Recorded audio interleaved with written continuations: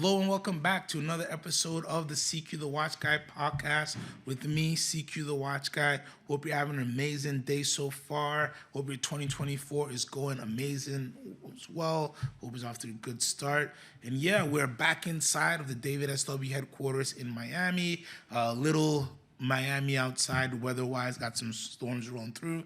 So I decided to take it inside so we don't mess all the camera gear up, right?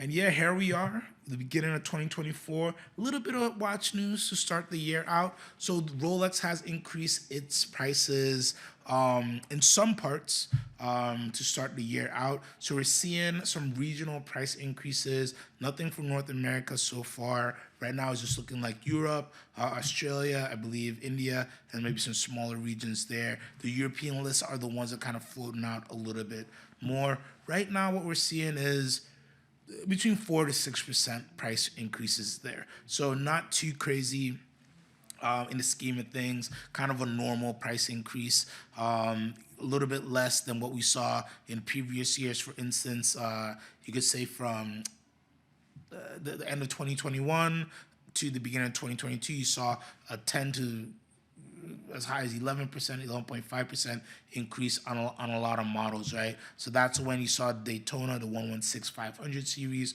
jump from 13,150 all the way up to 14,550, and then the newer ones got released and they're now 15,1. So you saw a really big kind of change in retail prices there. So a 4 to 6% increase is kind of more around the normal kind of increases you see. Sometimes we have seen mid-year increases as well, around 2.5, 3.5 range too.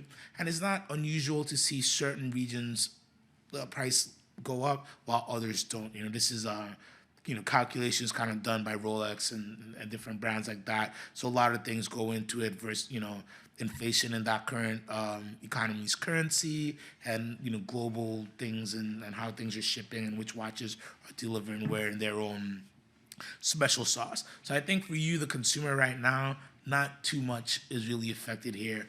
For secondary market, this just kind of raises the floor a smidge a little bit on some models there. If you're somebody, I guess the person who's most affected by this is the person who's about to pick up a watch and maybe they didn't get the call last month and now they're about to get the call and, they're up a little bit, but in most cases, an average models retail-wise is going to look like a $400, $500 increase for steel models. For precious metal pieces, you're looking maybe around $1,000, $800, $900 or something like that, depending on how high the retail is. So nothing too crazy. Of course, it's more money, but when you think you can still buy a Daytona right now at 15.1, and the newer ones are going well above 30, right? So you're still really safe in terms of buying retail and your protection in case you want to trade or sell your piece in the future market. So it's kind of good to neutral news there. The good news is not huge increases.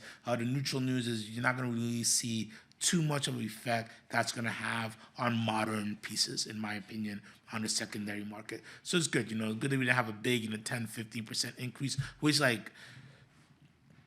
you wouldn't want to see a brand do, but if they wanted to, they could, because, it's still such a sought-after product. So if they could be very brash and be very aggressive, but I think that this goes in line with just normal price adjustments in different regions where it's needed, just keep everybody at a level playing field. And this happens, I remember when the economy of Brazil was a little bit volatile. I think Rolex increased multiple times within a single year that were pretty big, just to kind of align everything else and not create, kind of a pocket economy where, you could go somewhere and get, a piece for 20, 30% less, regardless of discount, just because of playing the currency there. So good to see everything's kind of in a nice, stable way. We are, rumors are about of Patek Philippe having an increase as well. There gets a little bit more tricky because the average retail price is much more higher, right? You're getting into the average retail price probably is going to be 40 to 50,000 if we're talking Patek Philippe, with the majority of the pieces being well over 40,000. So there, even a 5% increase can be dollar-wise a very large very large sum. But again, depending on what you're getting over there, you're going to be pretty stable in the market. So when that news kind of is official and we see the websites and things update there, we'll definitely report back. But I think for now, not much to make of on the price increases. Yes, you're going to pinch a little bit if you're about to pick up something, but not something I'd be too swayed either way about, just some general news. What I am interested to see, though, is other brands who might increase. I think from the beginning of my career, I've kind of realized that Patek can do what they want when it comes to retail pricing. People will buy. Same thing with Rolex. Even before all the hype is like, it was such a strong product that you're going to pay whatever it costs to get into it. But it's going to really be interesting to see if other brands increase their prices and what they increase their prices by, right? We're kind of getting out of the, I call it like the COVID market where everything's sold, right? There was times where Girard-Perregaux Laredo pieces were going, almost 2x retail, right? Just because they were Tiffany blue or for whatever reason, everybody wanted integrated sports watches. So, and there were a lot of brands too that just experienced amazing success. So my hope is for a lot of these brands to use that success, use that profit, use that capital that came in, invest back into your inventory, invest back into pieces that enthusiasts like, invest into connecting with communities and connecting with your collectors and doing special things like that versus thinking that, you're just going to keep rolling and everything's just going to be keep on this big incline. So, hey, why not just increase retail prices? Because to me, that's the greatest way to kind of cut your business, right? And to just affect your business. Because sometimes, when you enter a retail price so high that you compare it to a brand like a Rolex or Patek, if I have a choice to buy X brand at, $12,000 or a Rolex or, something like that, let's say Rolex, odds are you're going to look at the Rolex a little bit harder just because value-wise, it's a little bit stronger there. And X brand at $12,000 retail, I might lose, that might be a $6,000 secondary market watch, right? So it makes you look at a lot of things from that aspect. So that's the only thing. Hopefully other brands will take a year off from increases. Of course, brands will do what they want, but it'll be interesting to see, and we'll definitely keep an eye out as, the increases for the year have started. And yeah, so let's get into some great picks of the week. Have some really cool pieces that popped in. Again, make sure you check out the website, DavidSW.com. Make sure you hit that new arrivals tab. Every day we're updating, and we've been having some really nice, fun inventory in. And let's get it started with one of my favorite Oyster Perpetuals ever released. So this is OP39 with the dark Rhodium dial. Beautiful dial, reference 114300. Beautiful dark Rhodium dial with just these beautiful sky blue accents, dots on our markers. I love it because it's just a nice contrast of color with the dark Rhodium dial. Super wearable watch, super good looking piece. You could do anything you want with it. It really fits into a lot of situations very well. Great business attire watch, great just going to work watch, great having fun at the beach watch. Not a diver, but you can still get it wet a little bit. And I just love the prices of these. Full set from 2018, $85.75. Really, really good price on that. Remember, these are discontinued. All of these got discontinued when the Stella dials and the new 41mm OPs were released. So in this series that had the dark Rhodium dial, you also had the beautiful grape, which is a nice vivid purple. You had the white grape, which is kind of a crepe green color as well. And those are all great watches. And to see them at these prices are really nice. Nice accessible price for a great wearable watch. Moving forward, I have a ladies piece. I don't talk too much about ladies pieces. That's something I want to change in 2024 because we do always have a nice selection. And this one really caught my eye because I've only seen one of these in person before.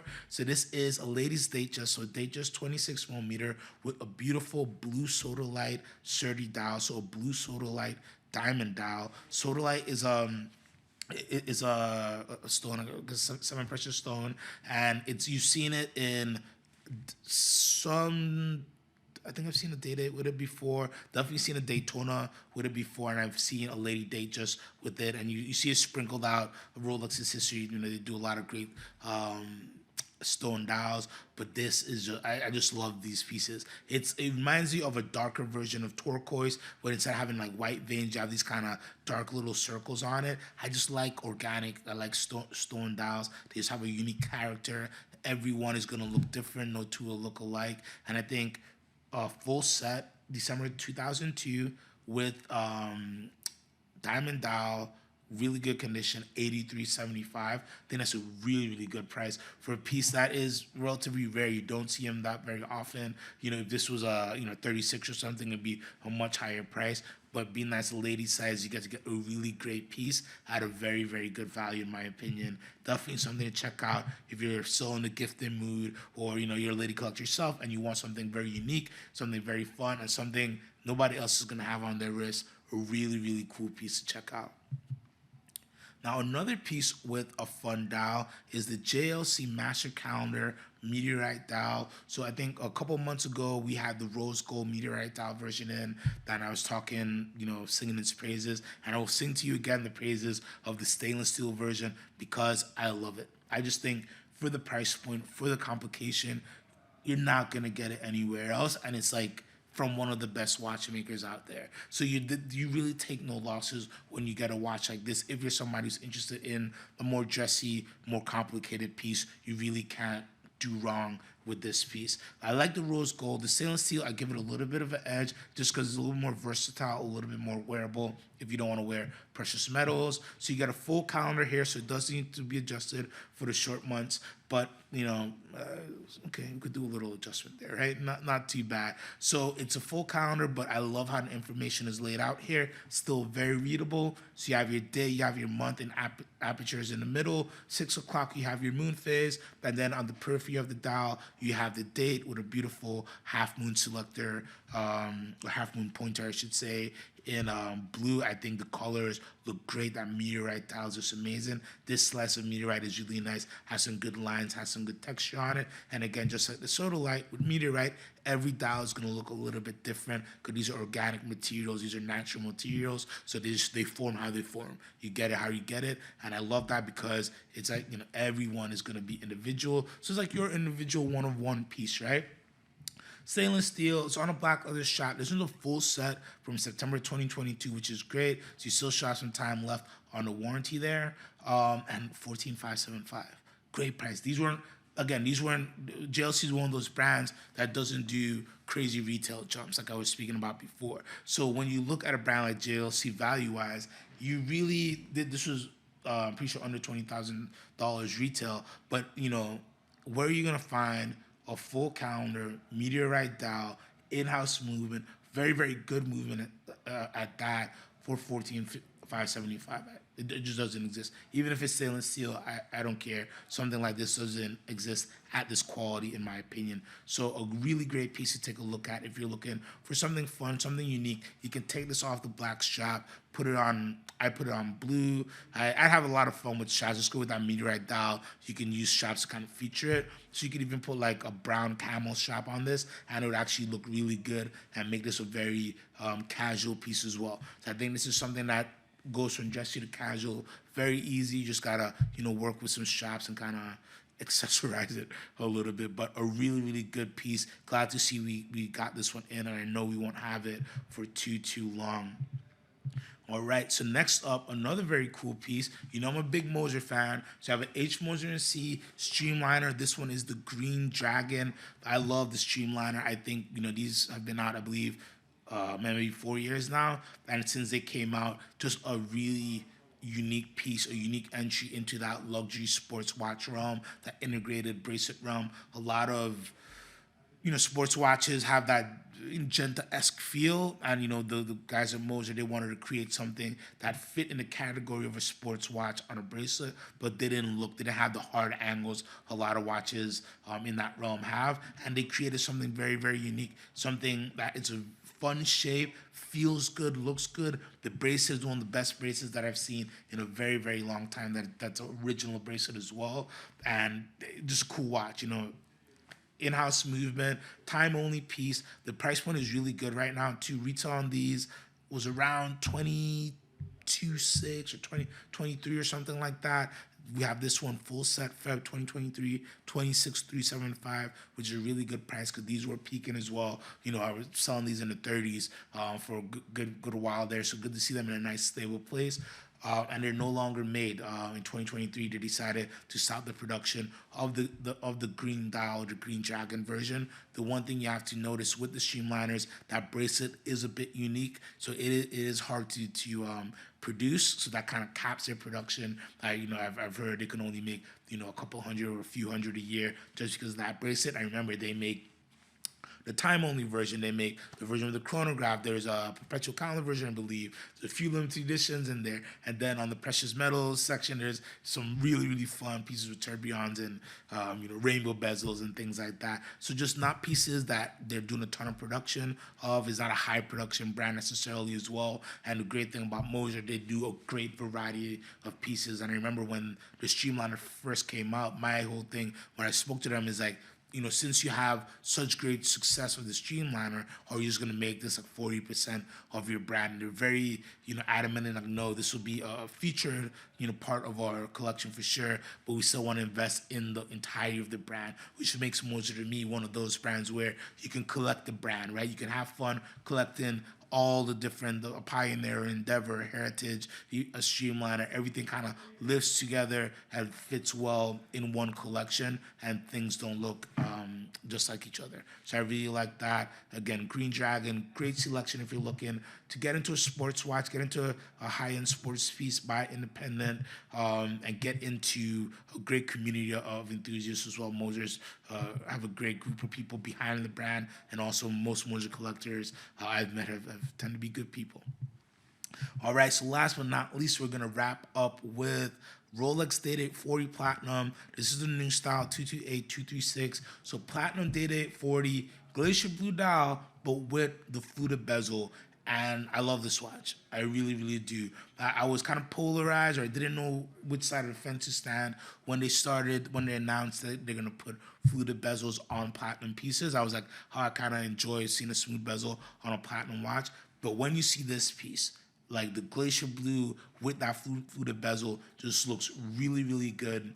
I think, you know, I take back what I was thinking. This like is amazing. Can't wait to run up to HQ and get this on the wrist and in my hands.